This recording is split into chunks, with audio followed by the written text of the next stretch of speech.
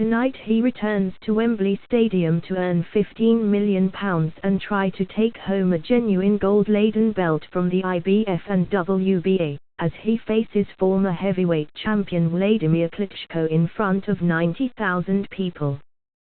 Joshua's time of scuffling around these parts for fake goods is long gone, as he looks to prove he is the real deal on the heavyweight scene tonight. "What does Wembley mean?" he says. "Hustling, the market, trying to get fake clothes, man. This is where the market is. This is where we used to come to get our CDs. It was on Sundays. We drove. Ben, Joshua's cousin, Benili M.I., used to work in JD Sports. I used to come and see him. What was the best things I ever bought? The belts. I like the jeans, the Iviju. It was like a statement pair of jeans, everyone knew they were Iviju jeans. And Air Force Ones, trainers, they were about £20. It was the same cousin who took him from those markets to Fickley and District Boxing Club, where his life would change forever. Back then Joshua was heading for trouble and admits he was F*******ed before boxing. There were numerous incidents in his early teens, and then he was on remand in Reading for what is believed to have been street fighting. When he started boxing in 2008 he was still on a police tag, but soon he would keep his fighting within the confines of the ring, and suddenly his life changed. By 2012, after a small setback when he was arrested for drugs possession, Joshua was Olympic champion, and 16 fights in the professional ranks by 2016 saw him claim the IBF title he defends tonight. This is just his 19th outing in the pro game, but he is already a multimillionaire, and victory tonight will see him become Britain's biggest sports star, according to promoter Eddie here. Yet he still lives with his mum in a Golders Green flat and keeps his friends from his teenage years by his side.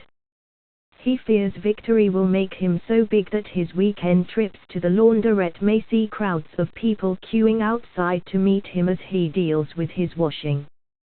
But where Joshua really finds normality in the new crazy world he lives in is not at home with mum or at the home of GB Boxing in Sheffield where he trains. It is when he is with his 18-month-old son Joseph and niece, Angel. "It's a time when I'm so disconnected with what's happening in the world because you're in the park and you become a kid," said Joshua, who will have both of their names on his boxing boots tonight. "It's like going holiday, you take yourself away from the situation. When I'm with my son and my nieces and that, I take myself away from the hustle and bustle of the world and concentrate on these kids who haven't got a worry in the world. Normality. Everything I'm creating, I have someone to pass it down to because I'm not going to be here forever. My son keeps me on course. All the things I gain in life, wisdom, material objects, are things I can pass on to the heir to the throne as such. That's a nice relationship. I have a plan for him to go down the educational route because as a fighter, you don't get to educate yourself. Eto or Harrow. I don't even know what they are though." Joshua went to Wembley yesterday afternoon following the weigh-in to have a feel of the venue.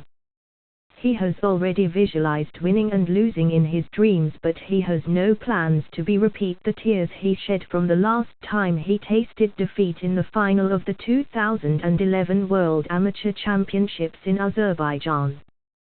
The unbeaten Watford-born fighter steps up against Klitschko, a fading fighter but one who is entering into his 29th world title fight and is vastly more experienced.